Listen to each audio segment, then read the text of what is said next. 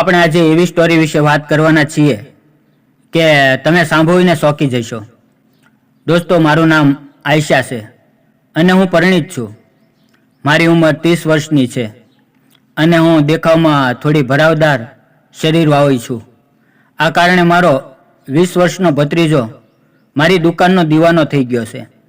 મારી હાઇટ લગભગ 5 ફૂટ છે અને હું એકદમ ગોરી છું. ઘરમાં મોટે ભાગે હું સાડી જ પહેરું છું, એટલે મારા પતિ દિવસે જ મારું પૂજન કરી લે છે અને અમે શહેરમાં રહીએ છીએ. અને મારા પતિ સ્કૂલમાં નોકરી કરે છે. મારો 2 વર્ષનો એક દીકરો પણ છે. હું મારા પતિનો આશીર્વાદ સમજીને રોજ લઈ લઉં છું. અમારા લગ્નને ભલે 5 વર્ષ થઈ ગયા, પરંતુ મારા પતિ મારા રૂપના દીવાના છે. સામાન્ય રીતે તો બુકનો રંગ કાળો હોય છે, પરંતુ મેં ખૂબ જ સાફ સફાઈ રાખી હતી અને ક્યારેક તો મેકઅપ પણ કરી લેતી હતી. પાછલા મહિને કંઈક એવું થયું જેનો મને બિલકુલ પણ અંદાજો નહોતો.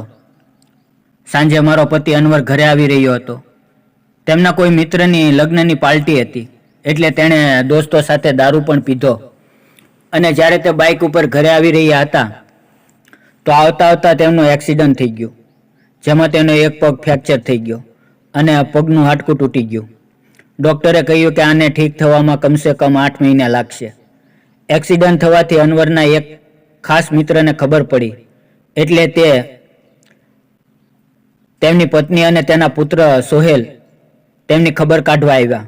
અનવરનો મિત્ર અને તેની પત્ની તો બીજે દિવસે ચાલ્યા ગયા, પરંતુ અનવરે સોહેલને અહીંયા રોકાવા માટે કહ્યું, કેમ કે તે ઠીક ઊભો પણ થઈ શકતો નહોતો અને મારે બજારમાંથી સામાન લાવવાનો અને બહારનું કોઈ પણ કામ કરવું પડતું. એટલે અનવરે તેના મિત્રને કહીને સોહેલને થોડા દિવસ માટે રોકાવાનું કહી દીધું. સોહેલ માની ગયો અને ખૂબ જ ખુશ થઈ ગયો. સોહેલ મારા ખંભા સુધી આવતો હતો. તેનું શરીર કદકાઠી ઠીકઠાક હતા અને રંગ પણ તેનો સામાન્ય હતો. સોહેલ એકદમ સીધો સાદો છોકરો લાગી રહ્યો હતો અને હું પણ ખુશ થઈ ગઈ કે કોઈ તો મારી મદદ કરવા માટે રોકાઈ ગયું. આજે સોહેલ મારાથી થોડો શરમાઈ રહ્યો હતો, કેમ કે લગ્નમાં તે મને પહેલી વાર જ મળ્યો હતો. તે સમય થતાં સૂઈ ગયો અને રાત્રે મેં અનવરને જમવાનું જમાડી દીધું અને મારા ઊની પાસે બેસી ગઈ. ત્યારે મારી અંદરની ભાવનાઓ બહાર નીકળવી પડી અને અનવરને ઉદાસ ચહેરાથી કહ્યું કે તે પણ શું દિવસો હતા જ્યારે તમે રોજ મારી રહ્યા હતા. અનવર આ સાંભળીને હસવા લાગ્યો અને બોલ્યો કે શું થઈ ગયું મારી નાની, આજ તો તું પૂરી જોશમાં છો. મેં કહ્યું કે નહીં, તમને તો મજાક સૂજી રહ્યો છે અને અહીં મારી હાલત ખરાબ થઈ રહી છે. સાચું કહું તો આ ભૂતે મારી એકદમ ખરાબ હાલત કરી દીધી છે. મારો પતિ બોલ્યો, હું તારું દર્દ સમજી શકું છું. મારું પણ ખૂબ જ મન કરે છે, પરંતુ શું કરું, હું તો ઠીકથી ઊભો પણ થઈ શકતો નથી. બસ થોડા દિવસ જવા દે, પછી જોજે હું આ ભૂતની શું હાલત કરીશ. ત્યારે મેં કહ્યું કે થોડા દિવસ નહીં, પૂરા 3 મહિના બાકી છે પ્લાસ્ટર ઉતરવાને, અને મારો તો એક જ દિવસમાં આ હાલ થઈ ગયો છે. ખબર નહીં હવે આગળના દિવસો કઈ રીતે પસાર થશે. મારો પતિ મારી ઉદાસી દૂર કરવા માટે બોલ્યો કે ઠીક છે, તો તે નહીં તો કમસે કમ મને દૂધ જ પીવડાવી દે. ડૉક્ટરે પણ કહ્યું છે. ત્યારે હું બોલી કે તમારા નસીબમાં તો તે પણ નથી, કેમ કે તમારા દીકરાએ તે પી લીધું છે. અમે બંને જોરથી હસવા લાગ્યા. મારો પતિ મને ખુશ રાખવાની પૂરી કોશિશ કરતો હતો, પરંતુ હું શું કરું, બધું બેકાર હતું. થોડી વાર પછી અનવર સૂઈ ગયો, કેમ કે તેની દવામાં નીંદરની ગોળીઓ હતી, પરંતુ મને નીંદર ક્યાં આવી રહી હતી. એટલે હું ઊભી થઈને સોહેલને જોવા ચાલી ગઈ કે તે સૂઈ ગયો છે કે નહીં. સોહેલ હજી સુધી જાગી રહ્યો હતો અને તે પોતાના મોબાઈલ જોઈ રહ્યો હતો. મેં તેના રૂમમાં જઈને તેને પૂછ્યું કે સોહેલ, રાતના 12 વાગી ચૂક્યા છે અને હજી સુધી તું સૂતો નથી. લાગે છે કે તારું મન નથી લાગી રહ્યું. સોહેલ ઉઠીને બેસી ગયો અને બોલ્યો, નહીં કાકી, એવી કોઈ વાત નથી. આમ તો હું ફોન જોતા સૂઈ રહ્યો હતો. પછી સોહેલે તેની કાકીને પૂછ્યું કે તમે હજી સુધી જાગી રહ્યા છો. મેં કહ્યું કે આજકાલ નીંદર જ ક્યાં આવે છે. સોહેલે પૂછ્યું કે કેમ, શું થઈ ગયું. મેં હસતા કહ્યું કે કાંઈ નહીં, હું તને તે વાત કહી શકતી નથી. જ્યારે તારા લગ્ન થશે તો તું ખુદ સમજી જઈશ. મારા મોઢેથી આવું સાંભળતા સોહેલે પોતાની નજર નીચે ઝુકાવી લીધી અને અંદરને અંદર તે મુસ્કુરાવા લાગ્યો. ત્યારે મેં કહ્યું કે અરે તું તો આટલી વાત પર શરમાઈ ગયો. તું મને પહેલા એક વાત કહે, તે અત્યાર સુધી કોઈને પટાવી છે કે નહીં? સોહેલ બોલ્યો નહીં. તેની હજી પણ શરમ આવી રહી હતી. ત્યારે મેં તેનો હાથ પકડ્યો અને કહ્યું કે અરે પાગલ, તારે કાકીથી આટલો કેમ શરમાય છે? તે ધીમેથી બોલ્યો, કાકી સાચું કહું તો આવી વાતો મેં અત્યાર સુધી મારા દોસ્તોને પણ કહી નથી.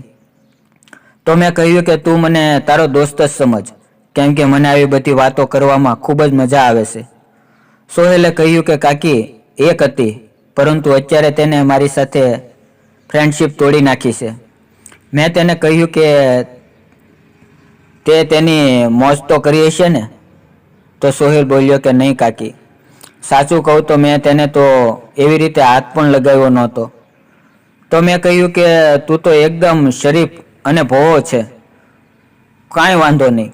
હવે તું મારી પાસે આવી ગયો છે, હું તને બધું શીખવાડી દઈશ. હું વાતો કરતાં કરતાં સોહેલના રૂમમાં સૂઈ ગઈ. સવાર પડી, મારી આંખ ખુલી તો સોહેલ બેડ ઉપર હતો નહીં.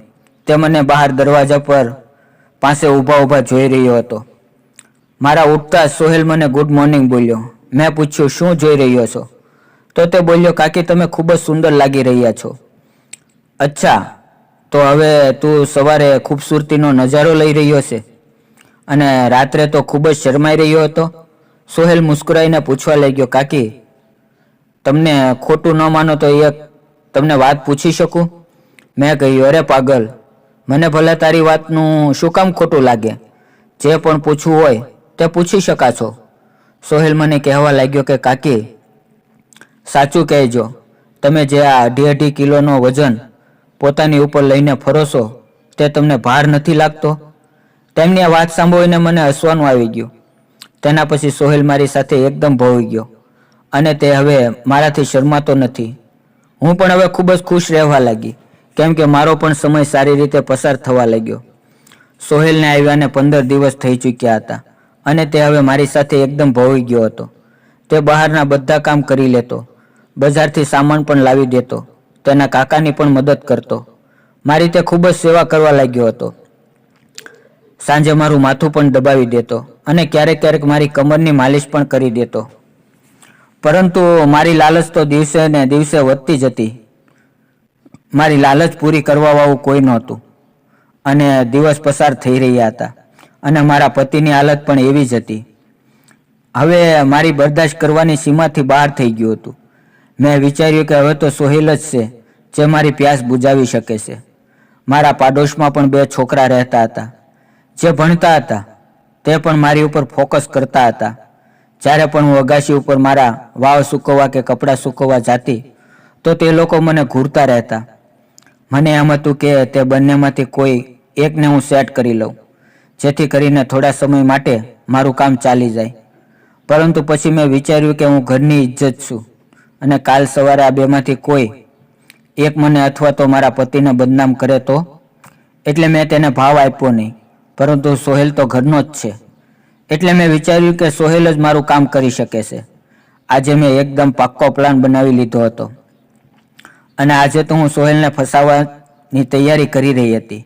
પછી હું કિચનમાં જમવાનું બનાવવા માટે ગઈ. જેવો સોહેલ નાહીને ફ્રેશ થઈને જ્યારે કિચનમાં આવ્યો તો હું દૂધ કાઢવા લાગી. હું એક ગ્લાસમાં દૂધ કાઢી રહી હતી.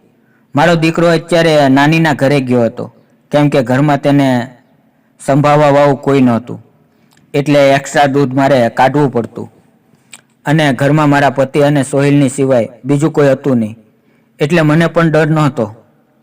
જેવો સોહેલ અંદર આવ્યો તે મને જોઈને ગભરાઈ ગયો અને કહેવા લાગ્યો કે સોરી કાકી, મને માફ કરી દો, મેં જોયું નહીં. અને તે ત્યાંથી બહાર જવા લાગ્યો. પરંતુ મેં તેને રોકી લીધો અને કહ્યું કે અરે સોહેલ, શું થયું? કાંઈ વાંધો નહીં, અંદર આવી જા. સોહેલ બોલ્યો, અરે કાકી, પણ અત્યારે હું કેમ અંદર આવી શકું? તો મેં કહ્યું કે તું જલ્દી અંદર આવી જા અને મારી મદદ કર. મિત્રો, વાર્તાના આગળનો ભાગ જાણવા માટે વિડીયોને લાઇક અને ચેનલને સબસ્ક્રાઇબ જરૂર કરો. બીજા ભાગની લિંક ડિસ્ક્રિપ્શનમાં આપેલી છે. વિડીયો પૂરો જોવા બદલ આપ સૌ મિત્રોનો ધન્યવાદ. બીજો ભાગ જરૂર જોજો મિત્રો, મજા આવશે.